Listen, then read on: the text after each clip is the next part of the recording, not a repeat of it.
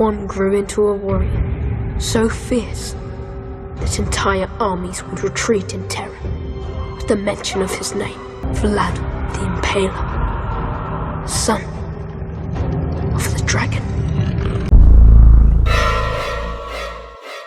Dracula.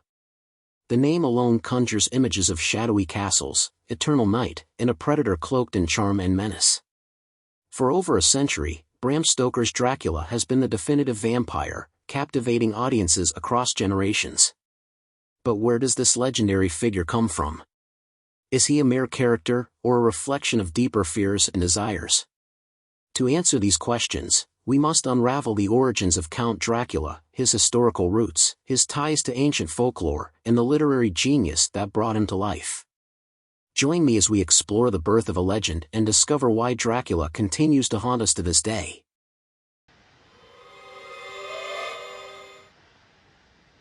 I am Dracula.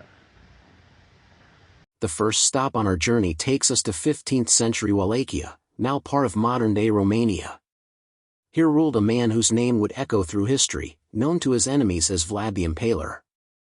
Vlad was a prince embroiled in constant warfare with the powerful Ottoman Empire. To defend his land, he employed brutal tactics that struck fear into his foes, none more infamous than impalement, a horrifying method of execution that earned him a reputation for cruelty. But Vlad was also called Dracula. The name comes from his father, Vlad Dracul, a member of the Order of the Dragon, a chivalric order dedicated to defending Christianity. Dracula means son of the dragon or, more ominously, son of the devil.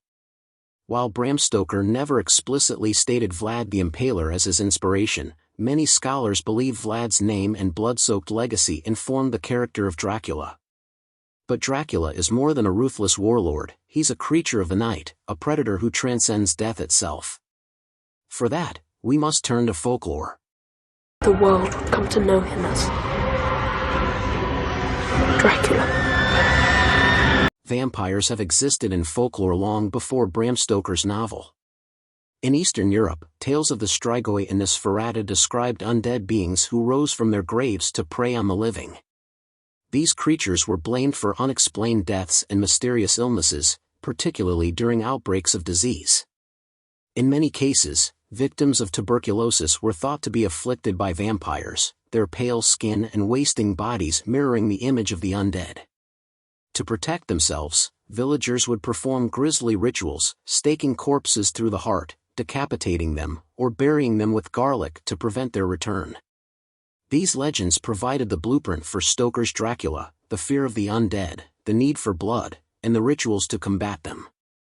But Dracula's true power lies not in folklore alone, it's in the way Stoker brought these elements to life in the Gothic tradition.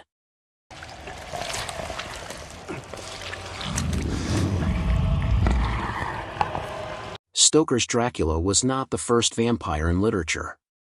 Nearly 80 years earlier, John Polidori's The Vampire introduced Lord Ruthven, an aristocratic and predatory vampire.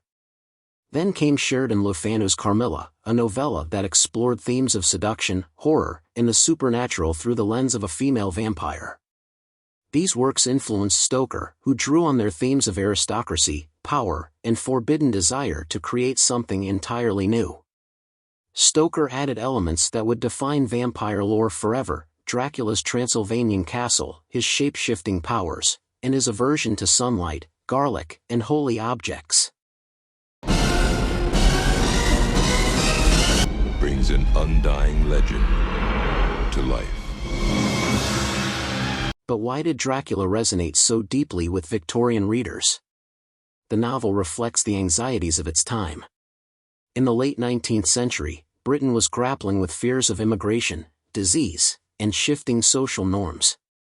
Dracula, with his foreign origins and predatory nature, became a symbol of the other, an outsider threatening British purity. At the same time, his seductive power, his ability to enthrall both men and women, tapped into repressed fears of sexuality and desire. Dracula wasn't just a monster, he was a reflection of the Victorian psyche, torn between fear and fascination. Here occurred the frightening and shocking history of Prince Dracula. Since its debut in 1897, Dracula has become a cultural phenomenon. Early films like Nosferatu and Bela Lugosi's Dracula brought the character to life on screen, while Christopher Lee's commanding performances in Hammer films redefined the Count for a new generation.